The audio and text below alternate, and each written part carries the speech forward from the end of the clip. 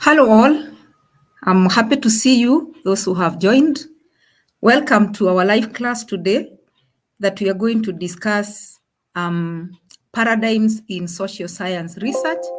And for all those who are in class, please feel free to put your comment or your question, and I'll keep checking as we move along so that we can respond to the questions.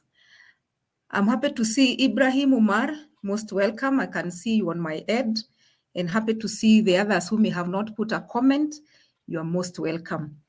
Now, today we are going to discuss paradigms in social science research.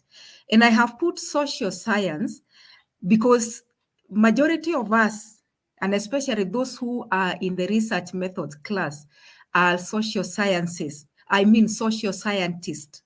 And the paradigms that we mainly use in social science may differ a little bit with those who do the natural science. So you may find that there could be some paradigms that the people in natural science use that those who are in social science do not use. So we are going to discuss paradigms in social science. Welcome, Amani.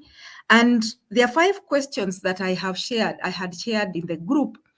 And by the end of this class, you need to have understood, and I'll read them just as the way we had put in the group. What is a paradigm? That is the question that I asked you to think about. What is your understanding of epistemology, axiology, and ontology? Number 3, what are philosophical assumptions? Number 4, how does paradigm or paradigms influence your research work?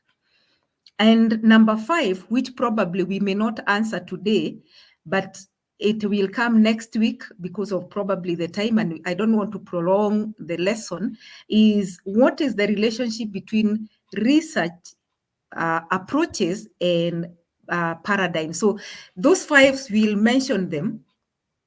And next week, but when we have our class, I think on 20th of June, by God's grace, then we'll be looking at now research approaches and borrowing from the paradigm. But today we will mention it briefly as we go along. Welcome, Sierra 73, bravo. Welcome, Hector, Mukami, welcome. So we will go direct to discuss paradigms in social science research. Kindly feel free to put your question on the comment, and we will respond to them as we move along. Now, to bring our understanding of what is a paradigm home, I have put these 2 questions and many others that we can ask ourselves, which are things that we can identify with. And without even reading, if you came to my house and you told me, let us go for shopping, from my house to the supermarket, I'll take you to, I may have passed, or I may pass about 2 or 3 other supermarkets. But I will not go to supermarket A called X. I will not go to supermarket B called Y. I will not enter supermarket C called Z. I will go to supermarket 4. What takes me to that supermarket 4? It is because I have some beliefs that I hold regarding the supermarket. If you ask me, probably I'll tell you their customer service is very friendly. Their prices are very fair.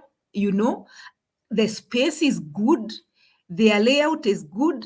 And let me tell you, it is as compared to who?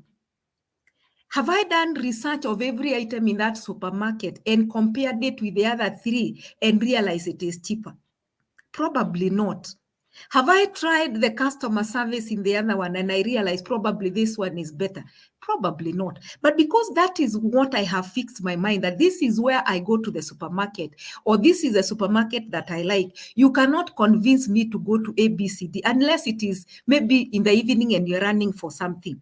In our homes, and from the country that you come from, if I read question 1, there are so many brands of maize flour.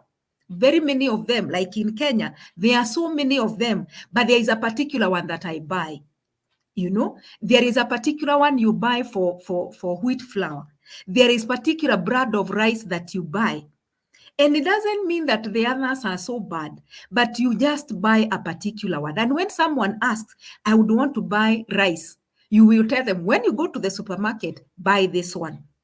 You are in a university. I know majority of us are students. Probably you are self-sponsored. So you are not placed in that university by the government. You are self-sponsored. What took you to university X and not Y? Yet both of them have got the same course and they have qualified lecturers, but you said, no, I will not go to Y, I'll go to X. You could be a parent. What has made you take your child to school X and not school Y? These questions are bringing us to the answer which I have put down there, that it is because of the beliefs and assumptions that we hold regarding something. And we hold it as the truth or as knowledge, and this may not be shared by your neighbor. I hold the belief and the assumption that the supermarket that I go to has the 4 things I have mentioned and many more. It has space, good layout, customer service, prices are good. You know, those are the beliefs that I hold. The other person who goes to supermarket A, when I'm going to B, cannot understand my beliefs, cannot hold my beliefs. So they may not be shared by your friend or by your neighbor. And that is why we keep saying, you know, I'm very different. You know, what you like is not what I like, because there are beliefs that I hold that probably you don't hold. So just like our lives are affected or are determined by the beliefs and assumptions that we hold. Likewise, research is determined by the beliefs and the assumptions that we hold in terms of how we will conduct research. So what we are saying is, as researchers, we have beliefs and assumptions that we hold, and these beliefs and assumptions determines how we conduct research. In other words, they determine all the methodologies we employ to answer the research problem. So from the way we select a problem to the methodologies that we select, they are affected or determined by the beliefs and assumptions that we hold as researchers.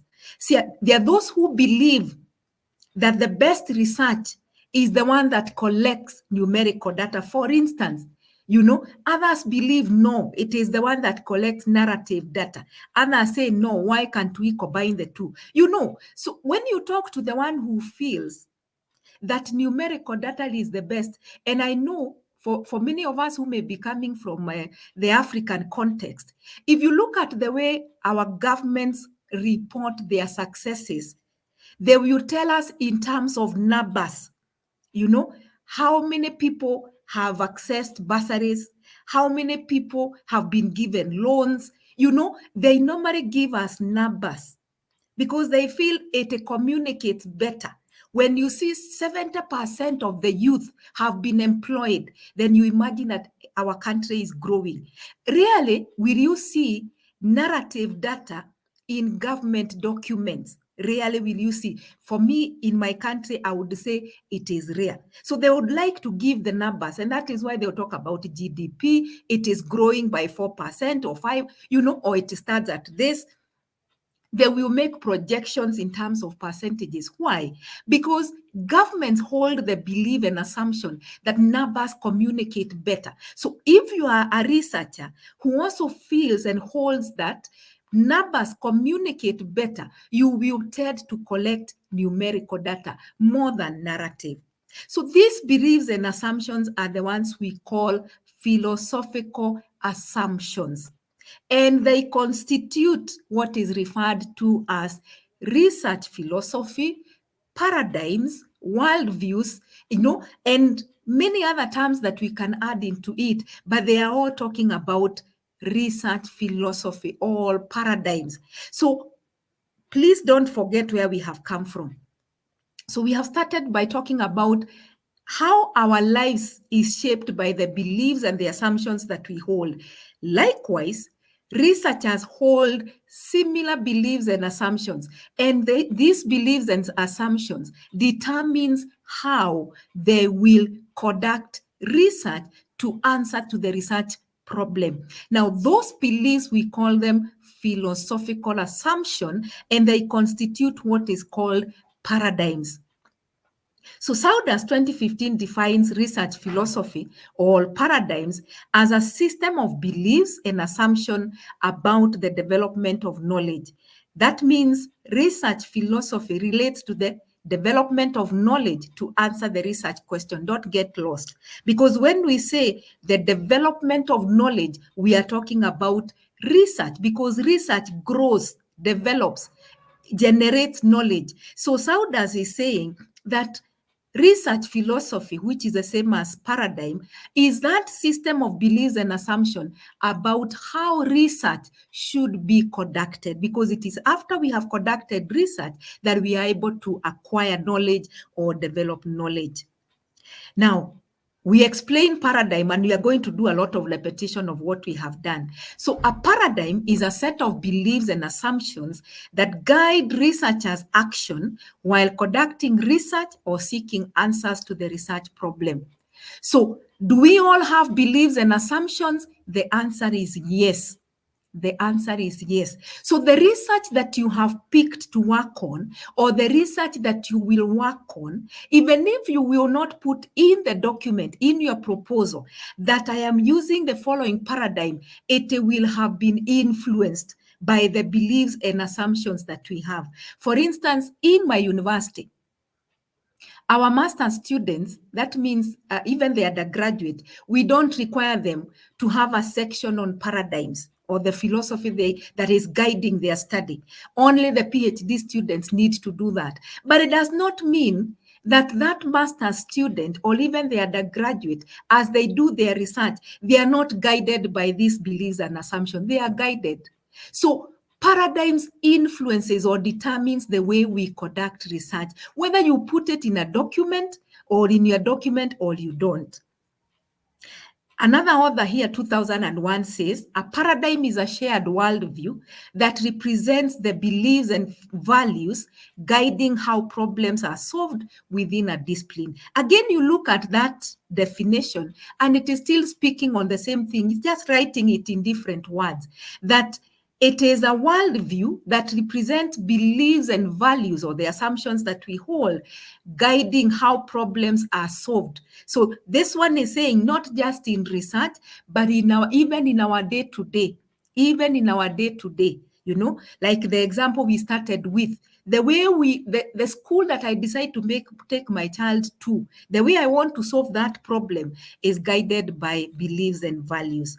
Generally, a paradigm is a way of viewing the world, how we view the world. Why are we saying how we view the world? And that is why they are also called worldviews, because as social scientists, we rely on the world to give us data. That is why we call our world empirical. We call our world empirical, meaning a world that is observable, a world that is measurable, among other characteristics. So in research, we talk about empirical world. So we normally collect data. We normally do our research in the empirical world that is measurable. That is why we can get variables and they are observable and among other characteristics. So a paradigm is a way of viewing this world view, this world that we call empirical world, the beliefs and the assumptions we hold or we view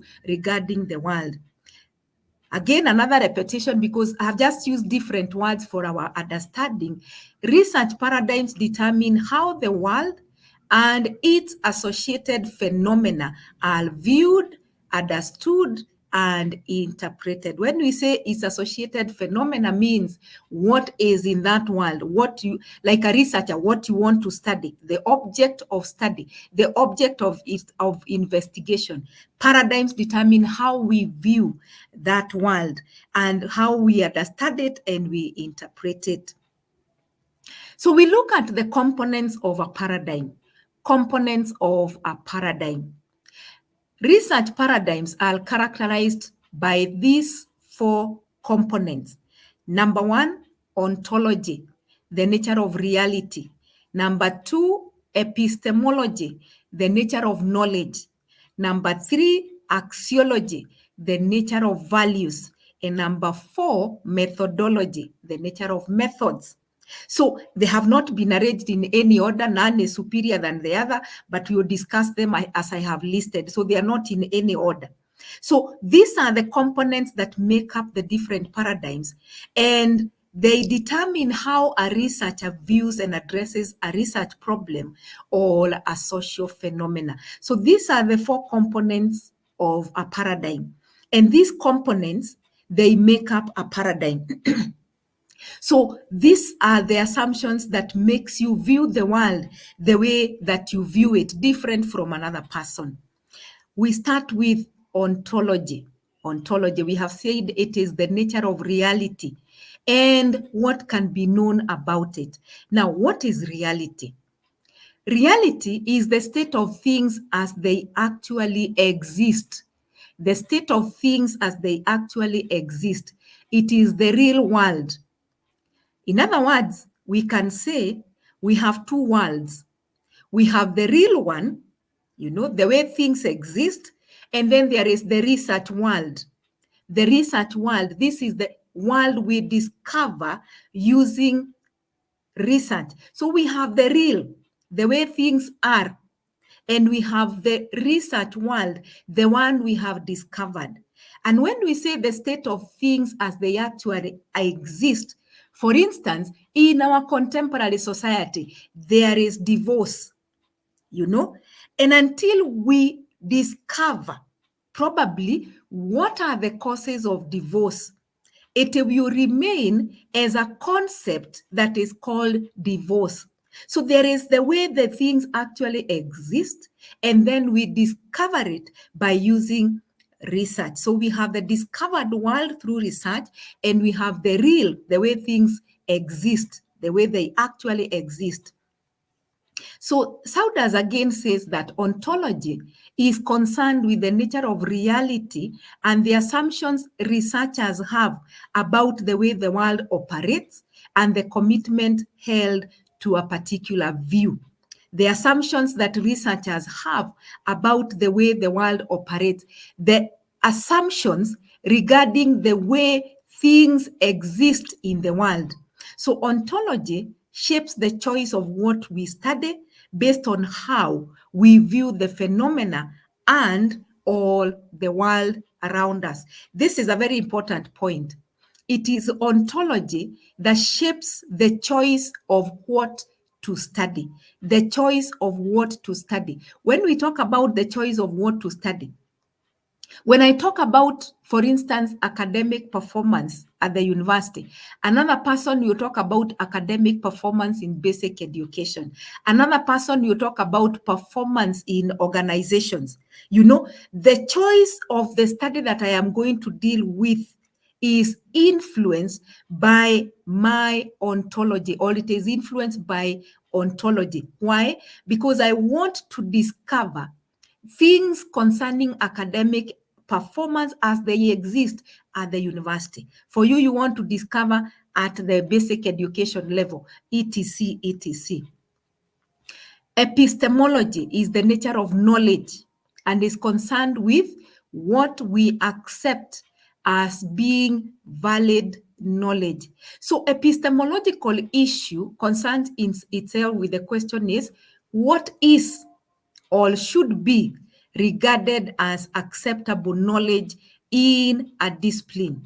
And we can simplify epistemology by asking ourselves, using the example I'd given earlier, why do you collect narrative data and not numerical, or vice versa? Why? Why do you collect narrative and not numerical? It is because of the question you want to feel that the data I have given out, it is the acceptable knowledge, like that I've said of the government. They feel this is the best way to show the people that we have been working. It is the acceptable knowledge. It is the acceptable way. So epistemology influences the type of data that we collect, because the nature of knowledge is what is acceptable to be valid knowledge. The other thing that epistemology does is to determine the nature of the relationship between the researcher and the researched, the researcher and the researched. And what do we mean by that? The distance that the researcher and the researched will keep when they are collecting data, or when they are collecting knowledge, is determined by the epistemological issue. I will want to keep my distance, and I'll be explaining this further, or I may want to lessen that distance. So epistemology deals with the nature of knowledge and what is acceptable as being valid knowledge. Then we have axiology, issue of values, issue of biases, what is worth and what is good within the research process. When you think about the issues of bias, the issues of ethics, these are part of axiology, because axiological assumptions concerns themselves with how researchers deal with their own values and those of their respondents. Will you immerse yourself? Will you bring in your bias into the research, or you will remove yourself from the research such that you will not allow the researcher to bring the research to bring their bias, neither will you also bring your biases. When you're talking about what is good as you conduct your research, why won't you write the name of the respondent? Probably in your questionnaire, you tell them, do not indicate your name, for instance, or probably where you work. You want them to remain anonymous. The issue of ethics, the issue of values that you hold, that is an axiological issue. Why would I decide to use a questionnaire and not an interview guide as a method of data collection? Those are issues of axiology, the issue of values that the researcher holds. And that is why the last point says, methods of data collection speaks to the values the researcher holds regarding their personal interaction with the respondents. For instance, using a questionnaire may mean that the researcher does not value personal interaction, while the reverse is true for one using an interview.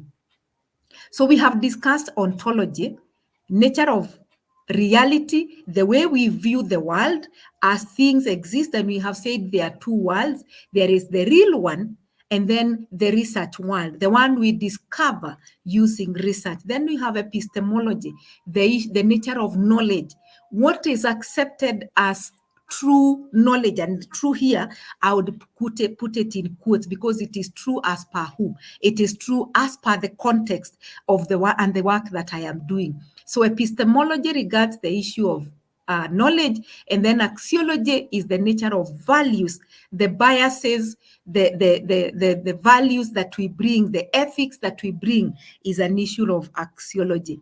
And finally is methodology. Now, what is methodology? Methodology is an explanation of the methods to be applied to answer the research problem, an explanation of the methods to be applied to answer the research problem. Methods are chosen, techniques or procedures used to gather, analyze data related to the stated research questions or the set hypothesis. Methodology answers the question, what tools can we use to acquire knowledge? How should we study the world or the social phenomena? And I want to dwell on the last question. When we talk about methodology, we are talking about the nature of the methods that we are going to apply to answer the research problem. In other words, we are asking, how do we study? How do we study, interpret, and represent this world to the reader, this social phenomena to the reader? That is where the question of methodology comes in. When we are thinking about the issues of design, the issues of sampling, the issues of data collection, the issues of analysis. All those are the methods that we are thinking that explains or answers my research problem. I'll give an example. We may both have a hypothesis. There is no significant relationship between income earned and amount of alcohol taken. So I want to find out, is there a significant relationship between the amount of money I earn and the amount of beers that I can drink? Is there a relationship between the two? We may be having the same hypothesis, but in my work, I will use Pearson, and I will also use regression, because probably I want to have the simple linear regression model to show the world that you can, with the amount of money you earn, you can also predict the amount of alcohol you can take. So I want to take it further. And you may decide, I want to just test whether there is a significant relationship or not. Does it mean any one of us is wrong or right? No, because it depends on the methods that I have chosen, the method of analysis that I have chosen to analyze or to test this hypothesis. The only thing that is in agreement is we are looking at significant relationship, yes. Therefore, if we are testing hypothesis, we will use the inferential statistics besides the calculating the means of amount of income and alcohol that you are taking. We are going to use Pearson or we are going to use regression. But you cannot tell someone that you need to do regression, yet in their work, they did not want to do a predictive work. They didn't want to predict. So them was to establish the significant relationship. For me, I would want to establish the relationship, go further, and explain amount of alcohol explained by income, that is the R squared, and take it further to make that prediction. So the methods that I select in my research work so that I can answer the research question is what we call methodology. So those are the 4 components of a paradigm. 4 components of a paradigm. They make up what now we are going to discuss, and that is what is called a paradigm. So before we go to the types of paradigms, allow me to check whether there could be any question. Carla, glad to be here. Thanks for the new knowledge. Everyone, good luck and many thanks. Great presentation. No question yet. Please feel free to put a question. Eric says, greetings, Prof. Much appreciation for today. At the end of the lesson, please recommend a few research books for educational researchers. All right. So I have not seen any question. Please feel free.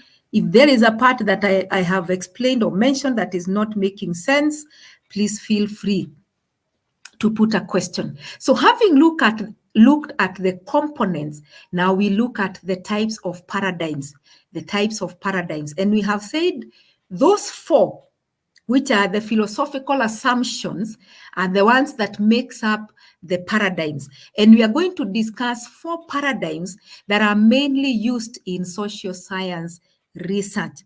And these are positivism or post-positivism, constructivism or interpretivism, emancipatory, and pragmatism. These are mainly influenced by the work of Criswell and Plato Clark, but also someone like Sauder says there are 4 social science research paradigms, that is positivism or post-positivism, realism, interpretivism, and pragmatism. So what Sauder has removed is emancipatory and brings in this paradigm called realism that tries to put or bring the idea of reality, separating reality from the human mind. And realism is not a very common paradigm that is used in social science because of that idea of relying to separate the idea of independence of reality from the human mind. So we will use the 4 as they are espoused by Criswell and Plato Clark, and because these are the ones that are mainly applicable in social science. So each one of these 4 paradigms have got different philosophical assumptions. So just like I told you, when you ask me, why do you go all the way to supermarket X and you have left out supermarket A, B, C, and D, I will give you reasons. Those are my philosophical assumptions concerning that supermarket. So now I want to explain my supermarket now. So I want to bring in the assumptions that I hold. So each of these 4 paradigms have got different philosophical assumptions. And the philosophical assumptions are stemming from ontology. What is the difference in ontology, the differences in epistemology, the differences in axiology, and the difference in methodology. We need to remind ourselves, the work of teachers is to keep repeating points to bring them home. So this is a repetition. Whatever I put as note 1 and 2, it is still a repetition. But it's because I feel these are things that you need to, when you're thinking about them, you need to really think through them. Number 1, paradigms emerged from 2 opposing views about the philosophical assumptions we have talked about. So what am I saying?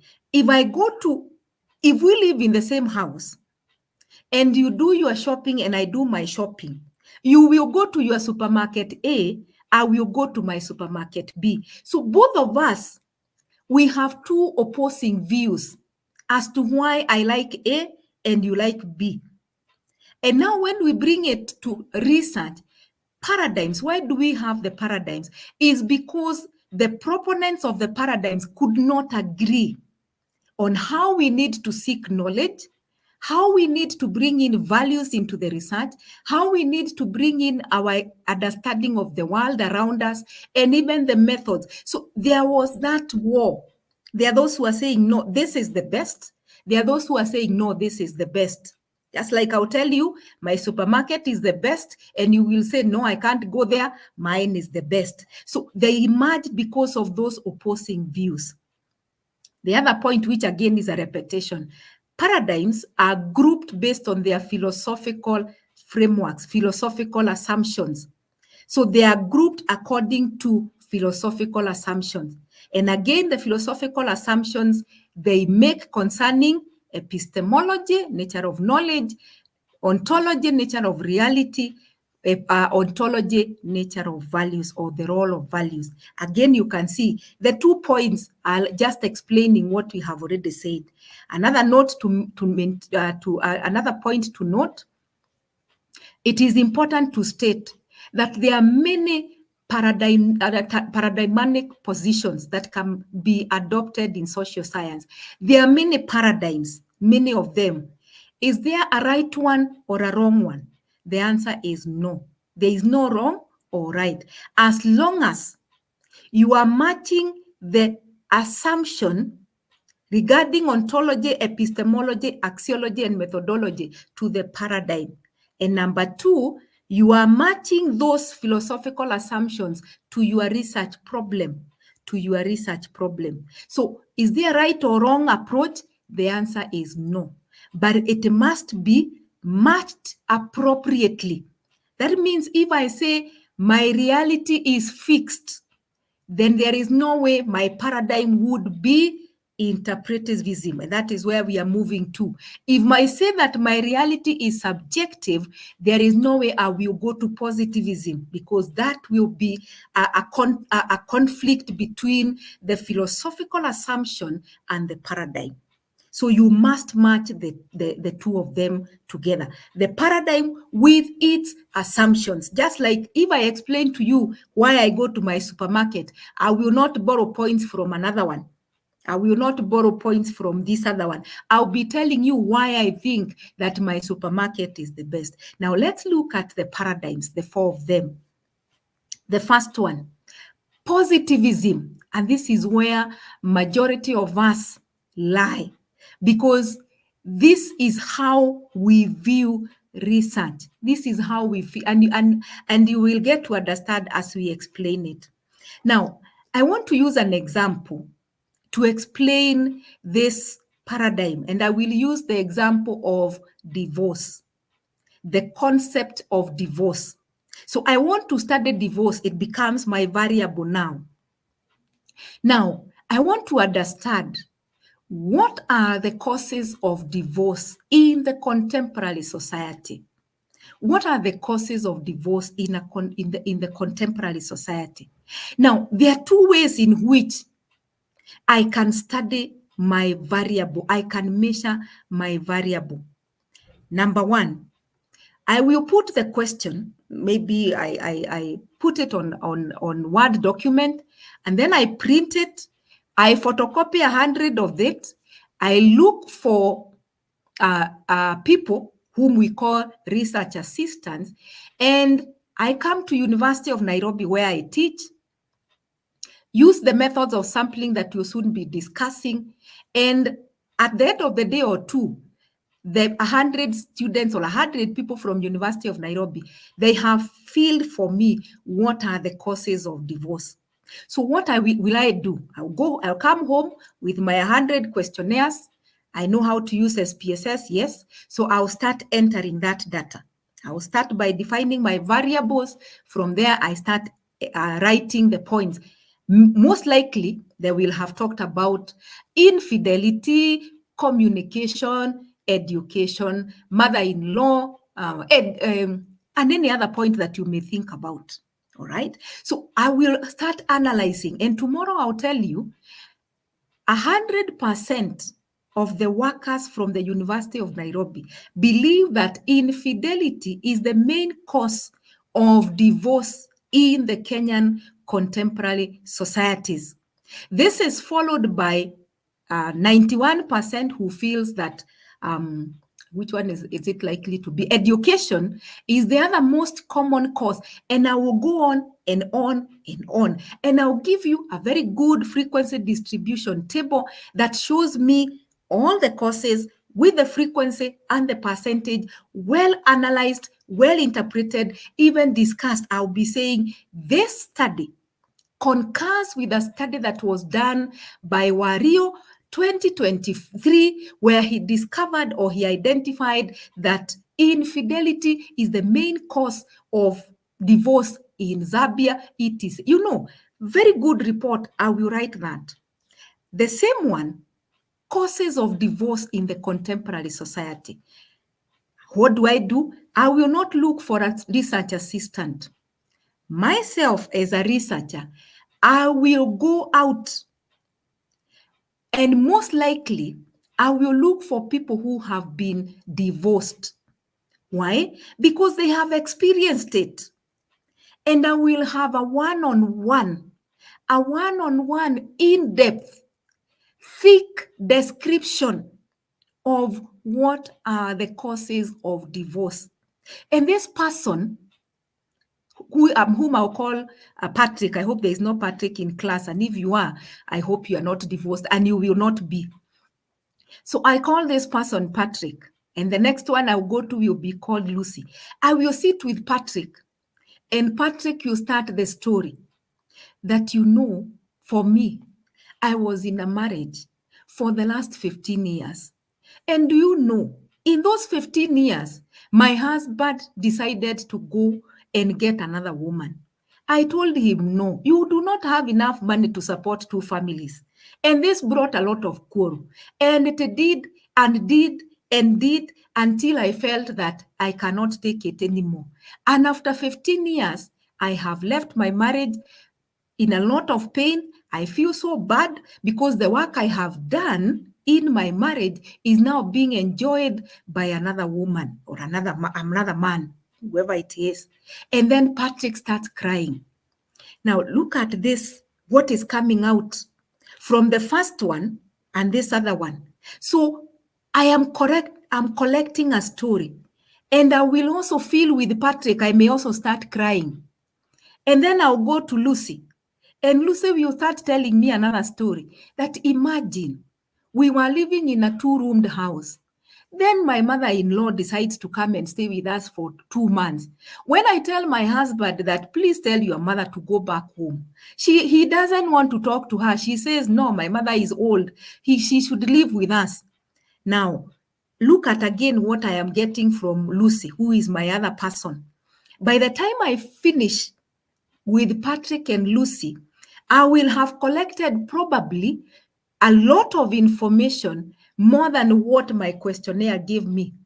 And when I come to reporting, I will not write 70% said or 100% think that infidelity is the main cause. I will be writing, and he said, and she said. Maybe I will not give their names, but I'll be saying respondent one said, and I start the story, and I write the story, and I write the themes that are emerging from there. Now, same variable, but being measured differently. In the first one, my reality is being observed from outside. You don't have to become an insider. That is why I didn't even go. And even if I went to University of Nairobi, I also may have carried 10 questionnaire. So I sit somewhere, and I when I see person X, I ask them, please, could you fill for me? Of course, here I am talking about a very basic one without now going to the science of sampling. And we'll be discussing sampling soon. So I will be maybe using, I would say, convenience, but of course, with the research that we have done, we know convenience is not applied in quantitative. But allow me to use this example. Probably I'm seated somewhere and I'll be using convenience sampling. Anyone willing to fill the questionnaire can fill it for me. And I carry home my 10. The other person bring the 10. I have my 100 back. I sit and analyze. So I am discovering the world of divorce, not being an insider. I have not immersed myself into it. But the other one with Lucy and Patrick, I have immersed myself into it. I have become an insider. So when you talk about the ontological assumption of positivism hold that there is one or single fixed reality, which the researcher wishes to describe. And this reality is independent, and this word is very key. It is independent of the observer. That is why we normally look for research assistants. We train them and we tell them, when we ask for gender, we are asking them whether they are male or female. Marital status, we are asking them whether they are married or divorced. They are not part of your research. They are not part of the problem. They were not there when you are identifying the problem, but you bring them because you believe that reality is very objective. Anyone can study it, not being an insider. So, and that is why they believe that truth that holds true for everyone, regardless of their individual perspective. That is why you even may come to me and ask me, what are the causes of divorce? I am not divorced. And so whatever I will be giving you will be very theoretical from what I have read or heard, but I have not experienced it. Probably the second one, I may want to go to the person who has experienced it. The other ontological assumption is that positivism, they seek to explain, to predict, and control. And that is why we break the social phenomena, we break the social entities into variables so that we can measure, we can predict, we can explain, we can control. So that is, we apply very scientific research methods. That is why even in my reporting, I'll be saying the respondents, out of the 100 respondents, 100% feel or think that infidelity is the main. You are removing yourself from it. But the other one, I'll be saying, and he said, and he said, and she said, and then I would even be inserting. At this point, the respondent cried for 15 minutes. The other part, maybe she laughed for 10 minutes. Maybe at this point, we both started crying. because you become an insider and you bring in your biases. With positivism, you don't bring in your bias, you don't bring in your values, though we'll be discussing that. So the way positivism view reality is that reality is one, it is single, it is fixed, highly objective, and it is independent of who is observing it. And anytime you think about it is independent, think about why we use research assistants who are not there when you are coming up with a problem, but you bring them in to help you collect data. The other thing that you need to remember is that positivism uses highly scientific research methods in their work, in their reporting. Why? Because they want to explain, they want to predict, and they want to control phenomena. The other thing that you need to remember is that with positivism, they normally break the social phenomena, the social entities into variables, so that now they can use scientific method to explain the variables, to predict them, and to control. Epistemological assumptions. Positivists do not recognize the influence of the research of the investigator on the research.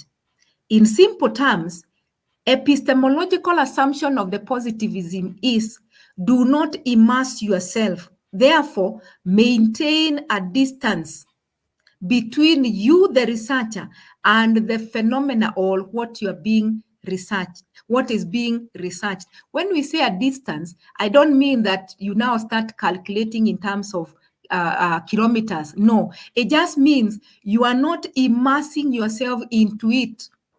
You are not immersing yourself into it.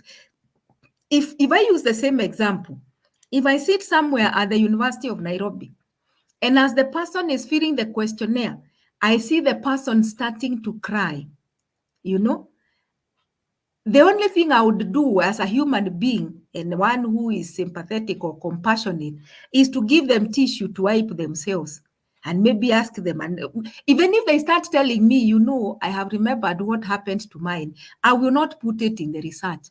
Maybe I will wait for them to listen and I ask them, had you written for me the points, the factors that, the causes of divorce? Then they say yes or no, and I go away, you know. But the other one, the crying has a lot. Crying has a lot as far as my research is concerned. So when we say the researcher maintains a distance between him and the research, does not mean that you keep yourself 5 kilometers away or 10. No, we are just saying you are not immersing yourself. And this is similar to axiological assumptions. Do not bring in your bias to the research process.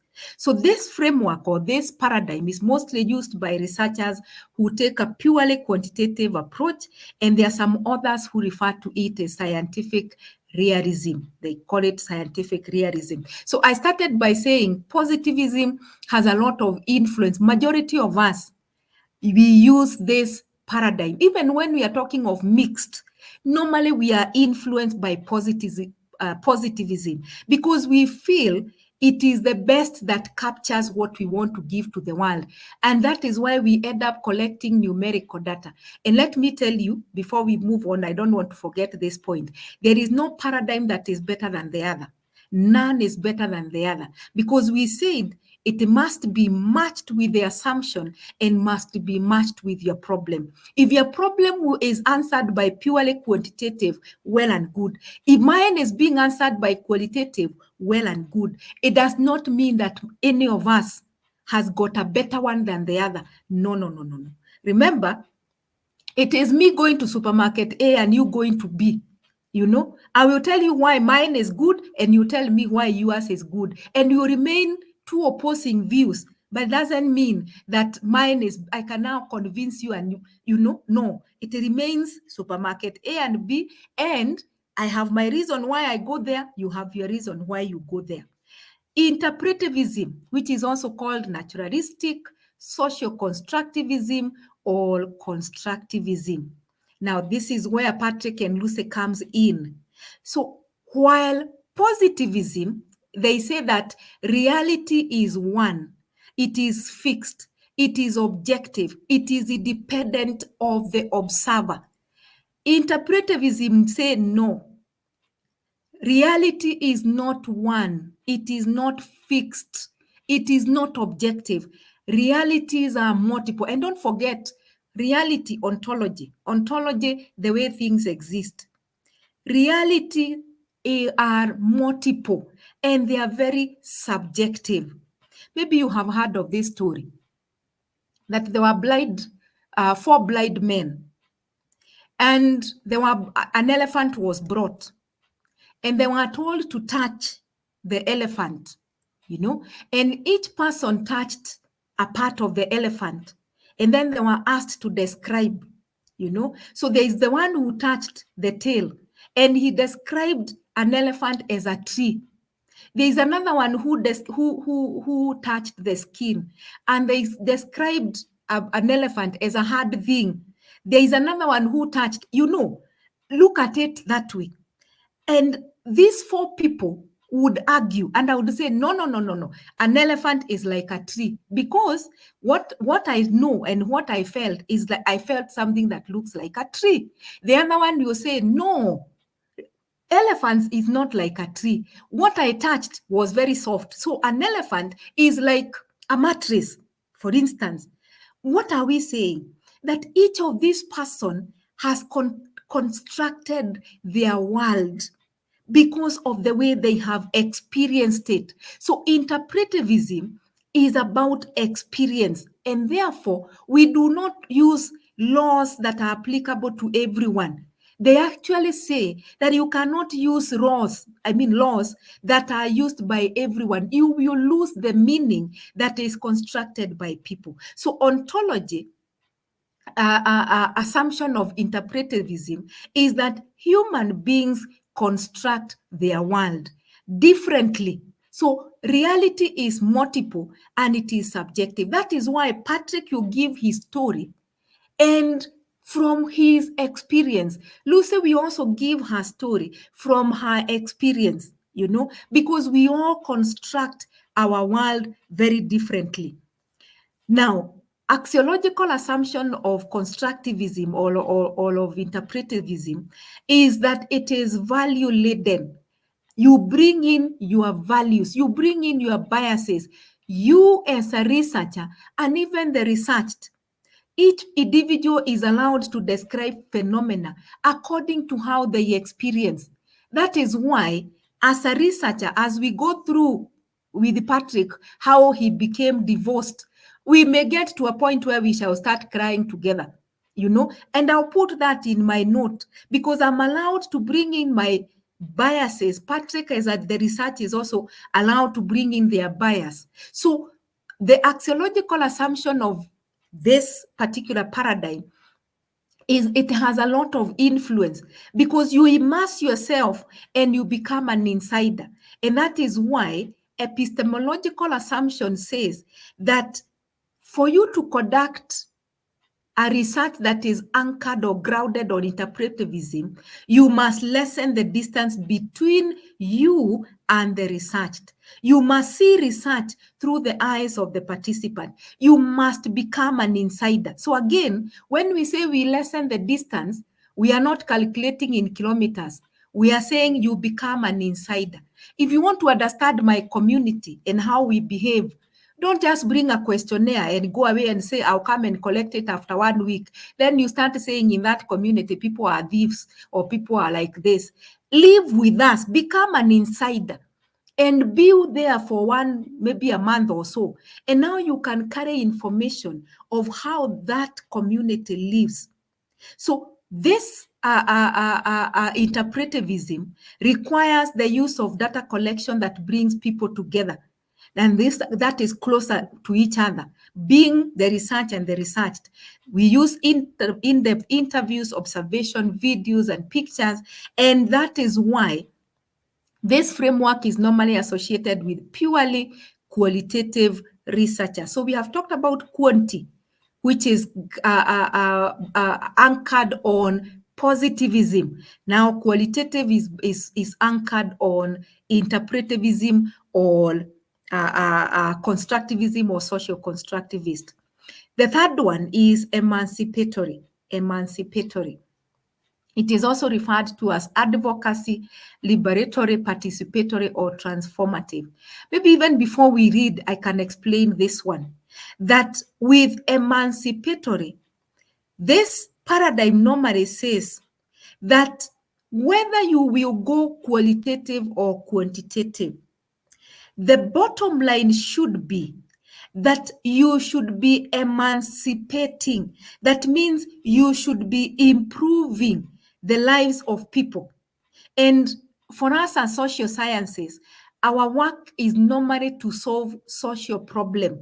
So this is another paradigm that really influences us. The only challenge is when we do research, because research is never commissioned, our thesis and dissertation and projects remain in university library. Nobody will read them apart from other students. Yet they are supposed to influence policy because we normally solve social problems. So advocates of emancipatory, they assume multiple realities like the social constructivist. However, they also go beyond this argument by advancing the argument that research should hold moral values and should seek to improve the lives of people who have been marginalized by the more powerful people in the society. That means you need to remove the people and improve them, especially those who are marginalized. So it lies on the side of social constructivism, but it also has a part on the positivism. Actually, when you look at the methodologies that are applied, it is both qualitative or quantitative. We are not saying and, we are saying either of the two is applicable, because this is different from pragmatism. The epistemological assumption is that you as a researcher, when you are anchoring your study on this, you should seek for knowledge that liberates a people. And therefore, you cannot lessen the distance between the researched and the researcher. That takes us to the qualitative part.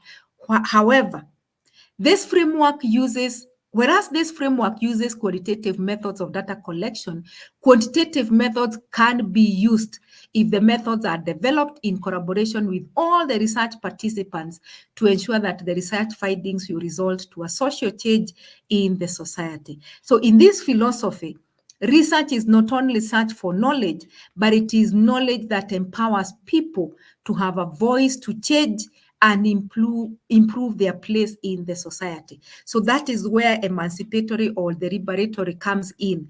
It becomes a voice. It becomes a research that is aimed to empower. So even as you seek for knowledge, you are not just seeking knowledge for the sake. It is where you want to empower people to have a voice to change. And again, those who do M&E consultancy, even if you don't write, when you're coming up with a project that you want to be evaluated, those who work in the project world, this is what you are anchoring your project on, because you want to improve the lives of people. That is why you come up with community projects. And then when people are coming to evaluate them, they are looking at, have these people been improved? Have they been emancipated from the way they are to where they are now? When I come to evaluate for you a project, has it changed the lives of the people? That is what you do. And then finally is pragmatism. Pragmatism. This one is fitness for purpose. So this, we can look at it like, there are those people who say, I do not care whether you go this direction or you go this direction. It is what should work. And instead of fighting that, I am saying, mine is the best positivism. No, mine is the best social constructivism. Why can't we use the two so that we will uplift the limitations of one as we combine the strength of the two? Fitness for purpose. So with pragmatism, it does not matter if there is a single reality, positivist, or multiple reality, social constructivism, as long as we discover answers that help us to do things that we want to do. So it is like that person who comes and says, tells us the two. Why are you fighting? Why are you fighting that my supermarket is the best? Maybe if I were you, I would say this month go to this one, next month you go to this one. You have been saying mine is the best. The other one is saying no, no, no, no, mine is the best. Why are you fighting? So the same with pragmatism. They are asking the positivism. You are wasting your time. Of course, here I'm using it just for explanation. It's wasting in quote. You are wasting your time telling us yours is the best. That reality is objective. It is fixed. It is one, can be discovered by anyone. And then the social constructivism are saying, no, no, no, no, no, no. It can never be. We can't use that to discover knowledge. They are saying, no, reality is multiple. It is very subjective. Each person constructs their own. Then they are saying, why can't we mix the two? So that is why most pragmatists, they use mixed method research, where they combine the two to answer the research question. So this pragmatism is a shift away from focusing on the nature of reality and truth towards what works and using all available approaches to understand the problem. And as we conclude, I want to remind us again, there is none of these four paradigms that is more superior than the other. There is none that is more better than the other. The only thing that we can say is that if you are to use pragmatism, probably you will have a more comprehensive study because you will have combined the two. But it does not mean that if you use pragmatism and I use social constructivism and another one uses pragmatism, that there is anything wrong. No, no, no, no. Remember, we said there is no wrong or right paradigm. What you need to be sure of is that the philosophical assumptions, they match for the different paradigms. And number two, it is explaining your problem. It is explaining your problem. And the methods you have selected, they fit into that paradigm. So that is what you need to remember. Just like those who have done management, when you talk about leadership styles, laissez-faire, democratic, autocratic, and the many others, there is none that is better than the other. And there is no time you can say today between 3 and 4, I will be autocratic. Between 5 and 6, I will be. No, we cannot say there is any of the two that is better than the other. Situations may force you to become laissez-faire. Situations may force you to become autocratic. Situation may force you to become democratic. And you don't tell your mind, now this is the hour to be democratic. No. So the same thing, remember, these paradigms at the end of the day are to help us to answer the research question, solve the research problem. So whether we go positivist, whether we go social, whether we combine, the end result is, have we answered the research problem?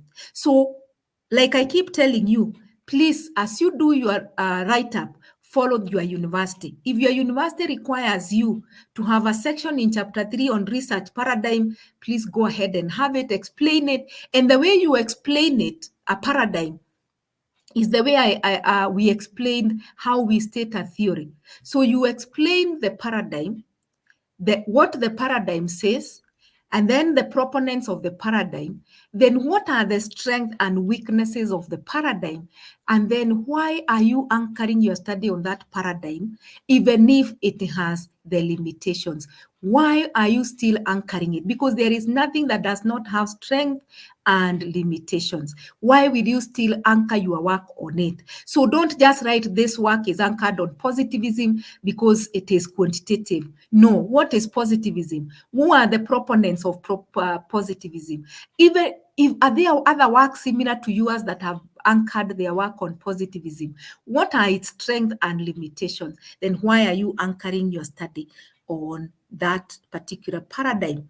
So let me check whether there is any question.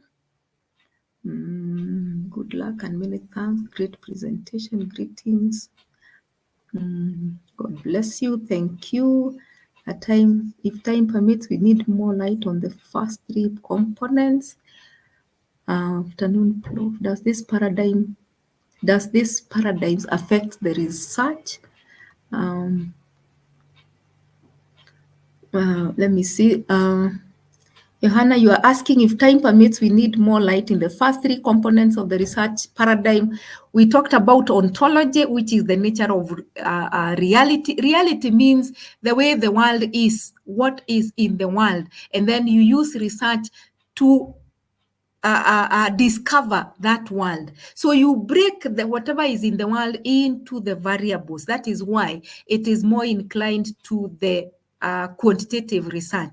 The way the world is, the way things exist, what is in the world. There is divorce, for instance. There are students who are learning. We need to measure their academic performance. What really exists is the ontology. Then we talked about axiology, values, biases, ethics that you bring into the research. Epistemology is the nature of knowledge. What is considered to be the best knowledge? What is considered to be the best knowledge? And that is why even when you come for defense, probably you are being told, no, you cannot use a Likert scale for this, or you cannot use a questionnaire, you need to change etc. Let me see another question. Afternoon. Okay, that's not a question. Let me see this. How does this paradigm affect the research? Now, Wario, I don't know what you mean by this paradigm, but generally, it is research that is affected by the paradigm. Research that you conduct is anchored on a paradigm. Because remember, we said a paradigm is a world view. It is the assumptions that you hold regarding the world that determines the problem that you are going to identify to solve in research.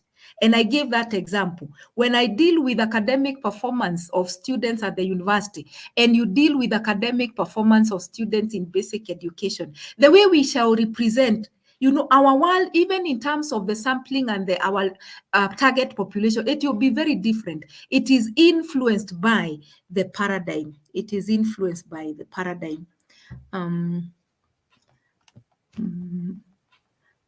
Manuel, good day, Prof. The session is fruitful so far. Thank you. Ibrahim, the repetition makes you the most outstanding Prof. Thank you very much, Habod. Cario, when I was doing my proposal, okay, let me see, this could be a question. Wario says, when I was doing my proposal defense, I did not include in my study because I've not seen it in my university school of graduates template. Yes, Wario, this is the point I keep emphasizing, that you need to follow the guidelines that have been set in your university. And I mentioned in my university, the masters and undergraduate, we don't ask them to have a section on research philosophy or paradigm in their chapter 3. However, because we teach them, if you are to ask a random question to that student of masters when they come for defense, how are you anchoring? Which paradigm have you anchored? They should be able to immediately say, I am anchoring it on positivism or social, or it is pragmatism, even if they have not put. But for our PhD students, they must have that section. So the thing that I want you to note, whether you are the graduate, whether you are master's, postgraduate, whatever level, as long as you are doing research, even if you do not put it in the document, your work is being influenced or anchored on a paradigm. It is being anchored because we have seen it is the assumptions we hold that determines the type of study that we do. Yeah, so please follow the university guideline. You don't have to put paradigms if the university does not allow. Amol says, thank you. All right. Let me see this. Where does paradigms appear? Under which subtopic in research? Paradigms normally appear in chapter 3. Chapter 3, the subsection before design, because we normally get the design from the paradigm. You know, when we say research is highly coherent, that is what we mean. So you normally have research philosophy, and then the design, because again there are designs that are inclined to positivism, there are designs that are social constructivism, and that is what we'll be discussing next week and the other week. We'll be looking at the approaches and their designs. So when we say quantitative design, it means they are positivism. When we say qualitative design, they are social constructivism. So there is no way you can have a quantitative study, for instance. So you have anchored your work on positivism, and then you have a design called case study. It can't, because case study is a social constructivism design. Whereas when you talk about positivism, you need to think about survey, you need to think about experimental, you need to think about ex post facto. But don't worry, this is where we are moving to the next time that we meet. Okay.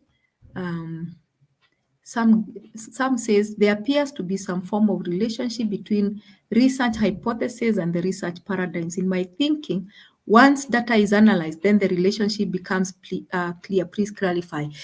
Research hypothesis and positivism, yes. Because remember, we have said positivists normally break down the social phenomena, the complex issue, into variables, into constructs and concepts and variables. The variables are the ones that we measure, and we measure them by stating research questions that we answer and testing hypotheses. Hypotheses are not tested in qualitative, and even if they are, they keep on emerging. They keep on emerging. And remember, we don't use statistics in qualitative, we use thematic. So even if you are to test them, if I put that in quotes and you'll be explaining it further, it is where you are explaining based on the themes that are emanating from the data that you have. So when you think about hypotheses, think about quantitative, think about positivism. Chapter 3. Okay, I think Carla, you wanted to explain where the variables are put. Yes. Amol, I hope Rashid says, ask in social science research methodology similar to research methodology in science. Is social science research methodology similar to research methodology in science? I'm not sure I get this question, but when we talk about social science is just a group of researchers who are inclined to using human beings as their respondents. When we have the natural sciences mainly, let's say like in medicine, or people in, let me use medicine to bring the point home more clear. When you look at people who are in medicine, before they release a vaccine, they normally use the pigeon, they will use the rats, because whatever they are doing is likely to affect a human being. So before you tell us to take the COVID test, it has been tested probably on an animal. But for us, because we don't go to those extent of doing test with human beings, that's why we call ourselves social sciences. Social science researchers. And we use research methodologies that are also social science. Whereas in our study, we move more towards survey. The people who are in the natural science, they move more to the experimental design and all that. Yeah, so, but if that is not what you meant, maybe you can put your question in a more clear way. Sierra says, may Allah bless you generously. I appreciate. Is it Mutoga? Instead of using a pragmatic paradigm in a mixed method research, can researcher use can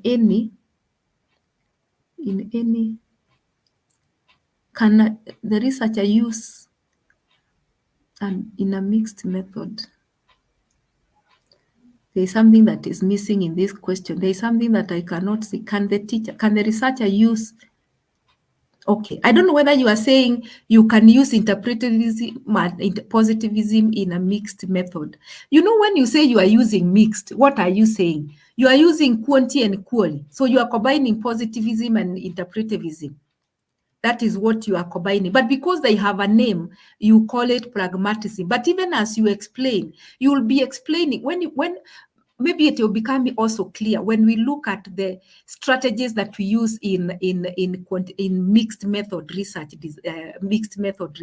What are the designs that we use? When I talk about sequential or I talk about consecutive design, you know, what am I saying? I am more quantity followed by, or I'll have more quantity followed by the qualitative, and we'll discuss it more. In my so I stumbled upon a fifth assumption towards conducting research. Thank you. Other than the four, that's contextual assumption. Do the contextual assumptions affect paradigm choice? Okay. Thank you, Eric, for this question. What I know as far as contextual assumption is concerned is what influences us as we write our literature review. But we would need to do more research on this, and this is a good question that maybe we would need to read more. When you're writing your literature review, there is what we call conceptual and we have contextual literature. Contextual literature is anchored on the assumptions that you hold based on the research problem. So I am going to also write this so that in case what I am explaining has a different underpinning on the paradigm, then next time or even in our group, I will put it down. But thank you for this, Eric. So my understanding of this is the influence it has on the on the literature review, on the way we do our literature review, but allow us to do more research on that. So please, all of us, let's check on contextual assumption. Lawrence, you're asking, what about mixed study, mixed method? And by the way, it's good to point out that we have mixed method research and we have mixed mode research, but we'll be explaining that very soon. So mixed study is anchored on pragmatism. It is anchored on pragmatism, if that was the question. And then, thank you for this. Positivism has the same assumptions as positivist. That is why if you look at my notes, you will see it's positivism stroke post-positivism, because initially the thought was that the post-positivism will bring in new epistemological assumptions, but they ended up carrying the same. So they have the same one. But in case, this is who, Tony, in case probably you have an assumption of post-positivism that probably we have not mentioned, kindly put it on the comment. It would be good. It would be very good for us to learn and also do more research on that so that we have very current information. So Manuel says, am I right if I understand a design-based research approach as being informed by pragmatism? No, Manuel, maybe I would say design, all research must be based on design. There must be the design that we are using to answer the research question. And this design stems from a paradigm, not pragmatism, not just pragmatism. If I use pragmatism, the designs that I choose must be answering a mixed method strategy. If I use survey, then it means my paradigm is positivism. If I use ethnography, then it means my paradigm is social constructivism. So it is not informed by pragmatism. It is informed by paradigm.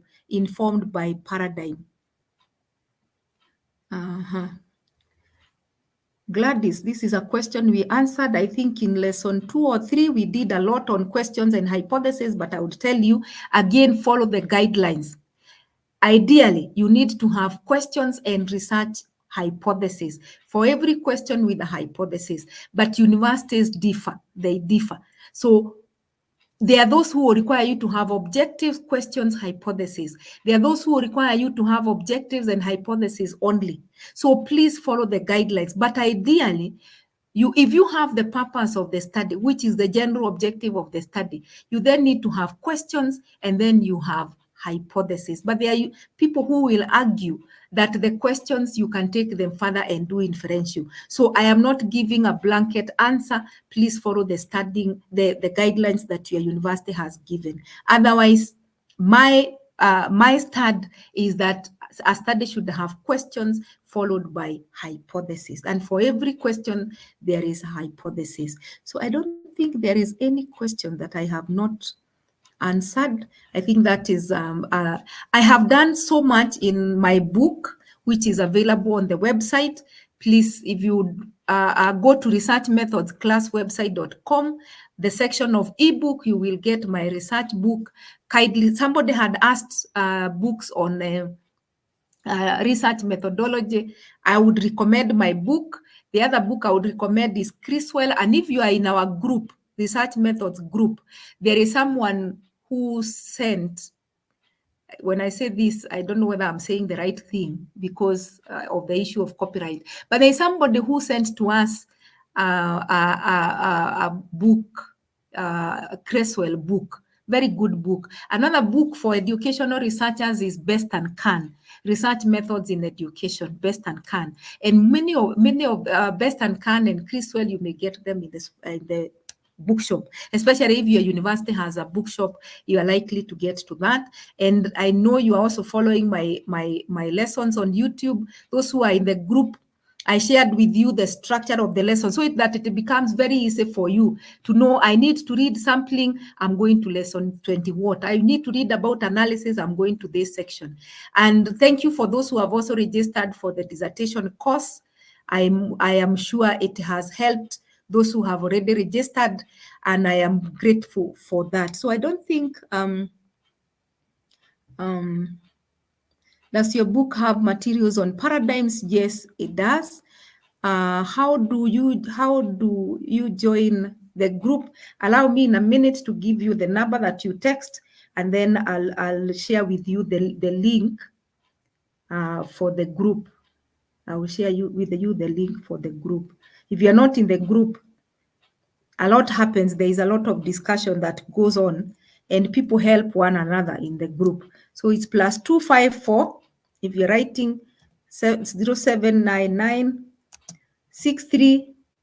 2491. So +254 799 632491. So if you're not in the group and you'd want to join the group, you may want to text on that number, and then I'll share with you, or any of the admin, I will share with you the link. So I hope to see you on 20th.